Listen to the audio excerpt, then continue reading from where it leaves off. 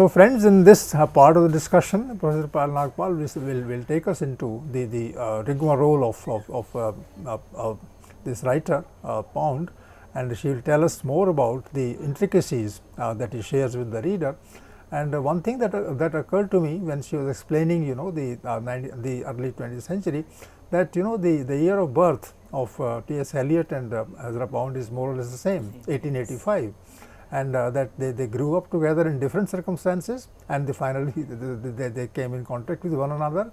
And you can see a lot of Eliot, as Professor Payal Nagpal pointed out, in Pound's poetry, and vice versa. There is a lot that Eliot has also borrowed from, and of course under that kind of guidance that he got from his friend. So I think we are discussing generally the duo in this case, and Professor Payal Nagpal has regularly referred to T.S. Eliot and to the love song of G. Alfred Prufrock. And I think these two poets go further along, and one goes into the direction of philosophy and the other goes into the direction of, as I understand from Professor Payal Nagpal's presentation, into politics. And that politics is of let us say capitalism, and the answer is found within capitalism by Pound, but then he has, I think, crossed a kind of a line beyond which that there is something which can be called silence, which can be called acceptance, which can also be called a kind of mystery. So I am just thinking aloud, and I request Professor Payal Nagpal to take the discussion further. Thank you, Professor Prakash. So when we begin with Hugh Selwyn Mauberley, so it says EP, an ode for the ode dedicated in a sense to the tomb. So which means that there is an end that he is talking about, and this end is actually his farewell to London. And it doesn't say, and then it says life in contacts, not life in letters. So which means the contacts show us the world that he was a part of. And in this particular section, that is section 1, he is going to be in a sense showcasing, presenting people and ideas that he has encountered here. So here's this is how the poem begins. For 3 years, out of key with his time, he strove to resuscitate the dead art of poetry, to maintain the sublime.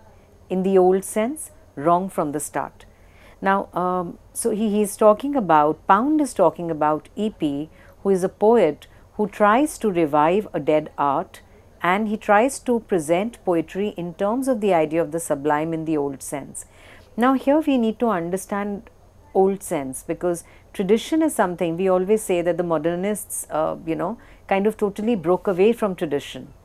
But if you actually look at Pound's poetry and the numerous classical references, and in a sense the way he privileges the classics over all else, tells us that he rejects the immediate past but goes into the deeper historical past and draws from there. So to continue this, he says he had been born in a half savage country out of date, and the reference here is to America because that's his country of birth, and then he moved to London. So bent resolutely on wringing lilies from the acorn. And again, as you can see, reference to Capaneus, these are all, his true Penelope was Flaubert. He fished by obstinate isles, observed the elegance of Circe's hair, rather than the mottos on sundials. So here he is presenting to us a poet who's, struggling, his attempts are not working out, and he believed his true Penelope was Flaubert. And this line is repeated actually in the Mauberley section, where the idea is that he's also somebody who makes medallions, and so the true Penelope was Flaubert, and there of course the references to the engraver. But here the references to writing, and the way in which Flaubert was so particular, so absolutely almost pernickety about the way he wrote. So the reference here is that he believed that the writing style of Flaubert was the one. So this is a reference to EP and not to Pound. And so according to this, he says that where we talk about the dramatic monologue, another reference is to Henry James' technique of using a kind of center of consciousness. And so this is also an important idea which ties up, as we discussed, with vorticism. Now the aesthetics of the way he's writing becomes important, and he writes with rhythm but is not using any specific meter, and he stops the line at different moments, so that expresses different ideas. He uses different languages, but this idea of is Pound and are Pound and EP the same person? So at one point, he says, I am no more Mauberley than Eliot is Prufrock. So he says that, I am not Mauberley, just as Eliot is not Prufrock, I am not Mauberley. He says Mauberley is a mere surface. So it's the whole idea of the surface also kind of presents a character to us on which he's a lot of the ideas of this period are being enacted. So he calls it a mistake to actually see him and Mauberley as the same person. So the reference to the tomb indicates how his life in London was over. The first part really speaking does that, but the belief that art can be liberating in a sense, art for art's sake, is it that? That's a question that the poem raises. But also how there are these two groups, moving on from Matthew Arnold's idea, so then looking at the Philistines and looking at the aesthetes. So aesthetes who are involved in the world of art and literature and writing, and yes, there is immense elitism here, and then there are the Philistines. But at the same time, it's not as if he feels that the aesthetes are doing their job. And industrialization, financial usury, according to him, has completely destroyed it. So what is poetry reduced to? He introduces this idea in the next poem, where he says the age demanded an image of its accelerated grimace. That the age of the period of that time demanded that poetry present an image of the kind of the fast-paced life that had just taken everybody over. Something for the modern stage and not an attic grace, he says. So, not the obscure reveries, but a kind of inward gaze. Better mendacities, he says, than the classics in paraphrase. So, he says the period prefers, to be, almost poor in terms of writing, rather than even reading the classics, even if it were to be paraphrased. So, what did the age demand? If you look at it in terms of poetry, the age demanded a mold and plaster made with no loss of time, that everything has to be done quickly. This is now a time of mass production. A prose kinema, not assuredly alabaster, or the sculptor of rhyme. So, the word sculpture here is important. It says, rhyme or anything is not important, but in this fast-paced life, to have something that immediately expresses this. And here now in the third section, in the third poem, that is, he says, he goes back to the idea. He says the pianola replaces Sappho's barbitos, where Sappho's is again that's a classical reference, and how Sappho's is endowed in a sense with richness and sexuality, whereas the pianola is it's flimsy compared to this. Christ also follows Dionysus. So the Dionysian period Dionysus is associated with the ambrosial, with again a kind of merrymaking, a kind of a life which is very different, because the Christian way, he says, is made way for macerations, that people are mostly fasting. Reference to Shakespeare, how Caliban casts out Ariel. All things are flowing. He says, but what do we have now? He says, in this kind of writing, all that we have is a tawdry cheapness that shall reign throughout our days. So, this is interesting how Pound's poetry actually, entangles the reader, but, if one tries to look at it in terms of ideas, then he is being very harshly critical of not just a kind of massive industrialization that has taken place, but also of the way in which people were writing. And he felt that that was not pure aesthetics, and beauty did not lie in this kind of, he calls it tawdry cheapness of the times. So, no, I think you have really made it very lucid. It's a very opaque author, as I thought, all this while. But then when you refer to first Browning and then to Matthew Arnold, and you also pick up these very important words like surface, that he is not for the surface, but the surface is there. Yes. Surface is that way static, surface is superficial, surface is that which is completely ununderstanding, and that the ordinary masses they don't have idea, they don't have minds. And this takes us to Matthew Arnold, Yes. who also says that either you have elites who will keep themselves away from the reality of the time, or the riffraff, who will not bother about what's happening around them. And he is trying to find an answer in the criticism of both elites and the surface. And there he's struggling with the kind of possibility of meaning that is inherent in all reality. So with your help, I am able to appreciate Pound's dilemma quite well. Yes, and in fact, it becomes very, very interesting when we move to the next section. So, but here again, that point about tradition is important, that there are so many references to the classics and also to the medieval period, that to say that the modernists really break from tradition, I think that is a point that needs to be kind of reconsidered. Not that they don't break away from, of course they do break away from tradition, and they come up with, they're the avant-garde, they come up with new movements, and Pound also is involved in both imagism and vorticism. But there is also bringing back something that T.S. Eliot also writes about in his essays. There is also bringing back of the earlier writers. So the immediate past is kind of rejected, but there is a bringing back in a sense. I think the dilemma that you talk about belongs to the second decade of the 20th century. Yes. When they form themselves as poets, and they are at that point of time do not have the answer, but then the struggle to understand things is very acute. It is very sharp, and finally there may be an answer in the 20s and 30s. One doesn't know, but then the difficulty of making sense of the reality of the time is their hallmark. Yes, yes.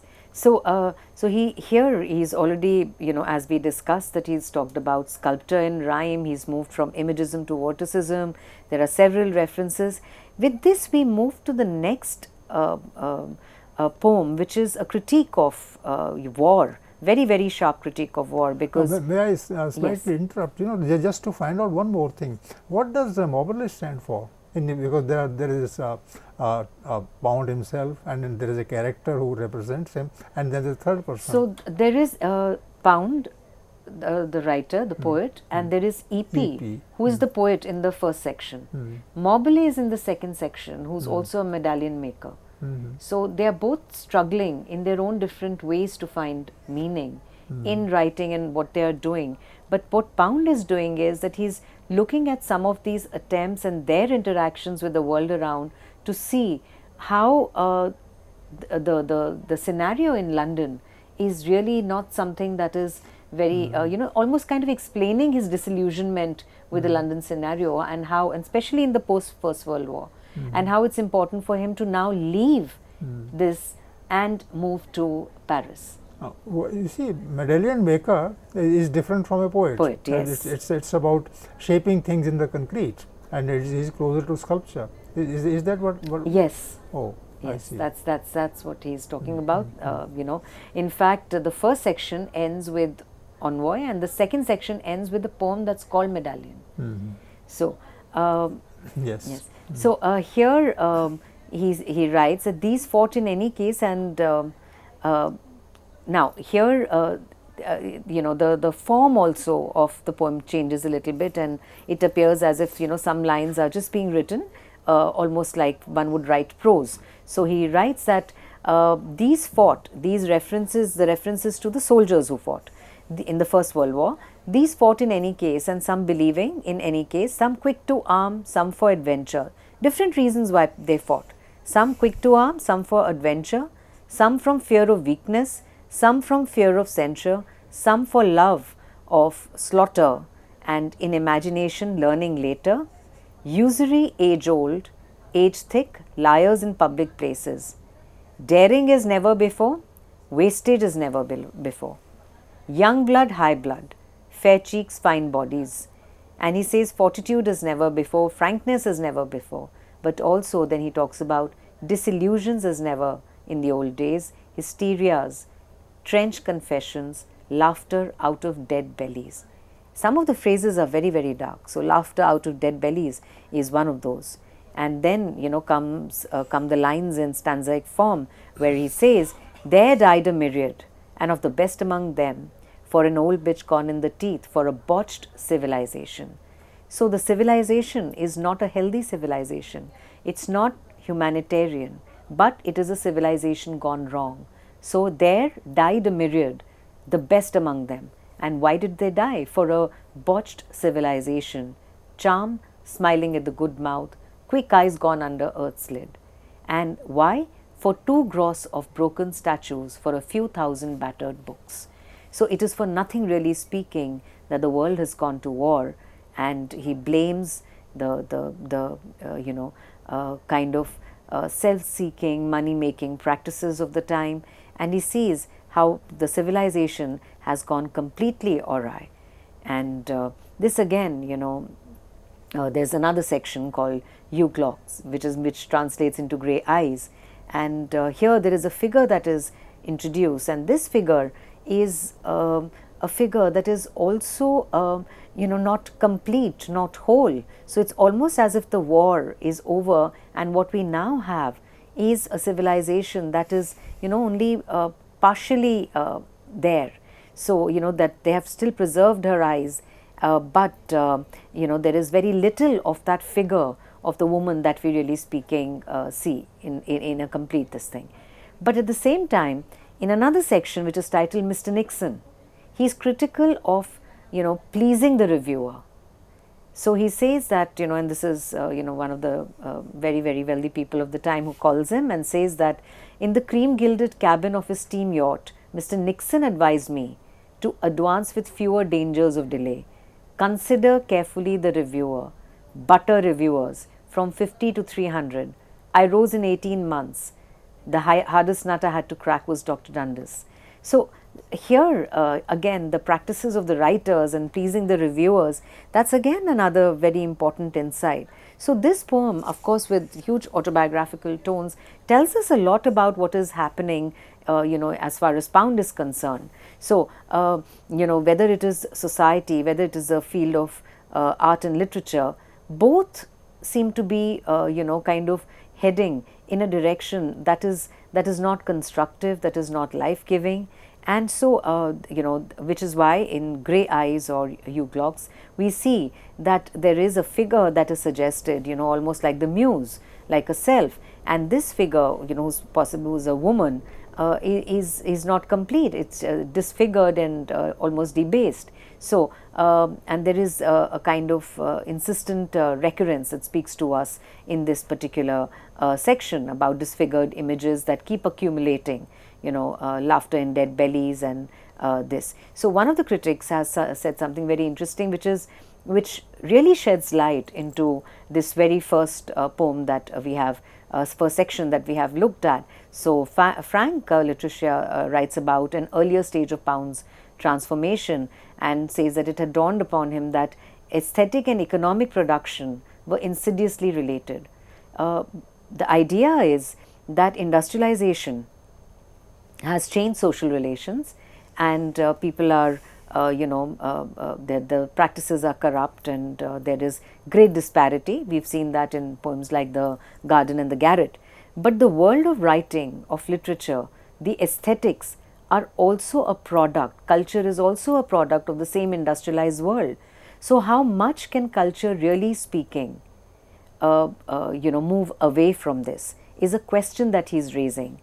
But at the same time, he finds the answer in literature itself and says that the true job of literature, as it were, was to preserve a kind of beauty that is there. So Frank Literature says, to quote Literature here, aesthetic production was the effect of a cause deadly to all individual identity, and whose aesthetic products were not different from what we know as commodities, and says that the personal encounter with the culture of capitalism taught Pound how poetry was an expression of the marketplace and not its critique, and left him badly bruised, which in a sense I think also explains his shift in a sense to fascist Italy. The whole idea of not being able to kind of find, really speaking, the answers that he was really looking for. So the irony, and Ronald Bush says that the irony of the poem's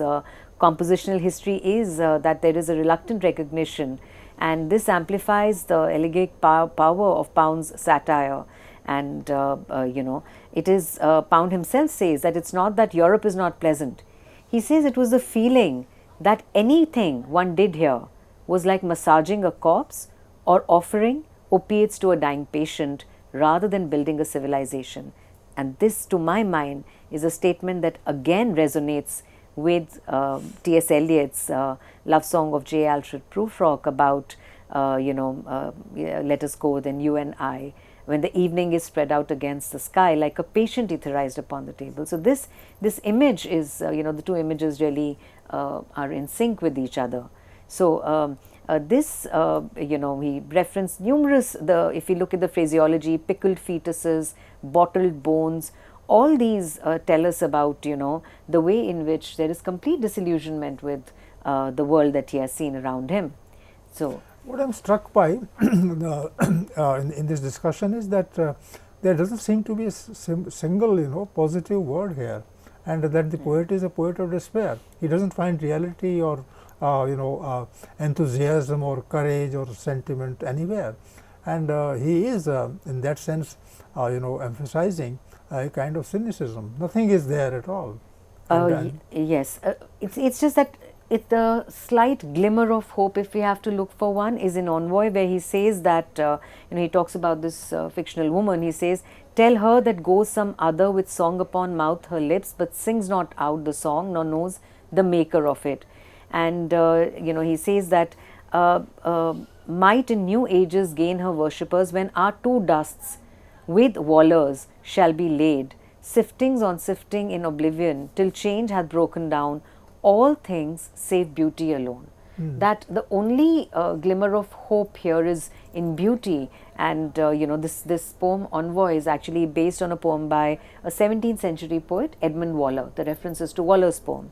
And so he tells of the beauty in a sense of love, and when she does not respond in the same way, he says that when both are laid to dust, that is when there is beauty is the only thing that will preserve anything. So beauty and love are denied to everybody, and they are denied to the imagination of people, and they are kind of abstract concepts, and one is supposed to strive for attaining them. Is that the answer? So I think he's like you said, he's not defining it. He's not defining actually. I mean, we are reading into it that maybe beauty in writing, in a writing that is not the kind of writing that was being practiced at the time, but beauty in a kind of writing that harkens back to the classics or to Edmund Waller's period, the 17th century, and but certainly not the immediate past. There is a complete rejection of that. But even as, of course, he refers to Browning's use of the dramatic monologue. But this idea of beauty just ends there, because section 1 ends with this poem, and it just stops there. After this, we have 5 more poems that are part of Mauberley, and they end on the medallion. So I think with the medallion, and because that's the last poem in the second section, I think the idea is to kind of find beauty either in sculpture or in writing that resonates with the way in which a sculpture is made. But the rest of it, I think he is kind of rejecting it. So beauty that is there in art. Beauty that is there in art. Sculpture. Yes. Sculpture, but we also need to keep in mind that the vorticists kind of privilege sculpture over imagism. So I think a writing that resonates with the way in which a sculpture is What made. about human experience, or what about fellow feeling? What about being together? Is there beauty there, or it's just there in the world of art where you have to create it yourself? So again, here in the later sections, because this is there are these 12 sections before, 12 poems before Envoy in the first section. So it's very difficult to go into all of them. But there are references to women who never appear. So the conservatrix and the other, the women don't appear. Again, that's also like Prufrock, who's just gazing at women at a distance. So be it any kind of life affirming quality and sexuality, everything is totally, denied. So it is a very, very barren sort of landscape, and much A as wasteland. a wasteland, absolutely. So much as I think Pound, in fact, Ronald Bush says this, that in departing from the city, he had in America imagined his ideal home. He leaves behind the self he created to live in it, as well as the more vital self he fashioned to bring it into the modern age. And it is this that he carries with him, in a sense, moving away from London to Paris and Italy then. So things are dead, things are fallen, things are they are basically not moving at all, and that they expect to be leavened. Yes. So that some kind of life grows out of there. So which means that yes. And it becomes very complex actually for the reader, because Eliot does it probably, to my mind, in a simpler way, because here the use of different languages, use of French, use of Greek, the statement is in that language. So one has to constantly look at the annotations and look at the meaning that is really being conveyed, or if somebody who's not familiar with Penelope or Circe and so on. So to kind of read into that, there's a lot that is demanded of the reader here. And so what you said right at the beginning about a kind of elitism that prevents us, really speaking, from reaching out to actually ideas that are very, very vital in a certain sense. For example, I particularly like the two sections, one on his criticism of the war, and the second is about the reviewer, the section on Mr. Nixon.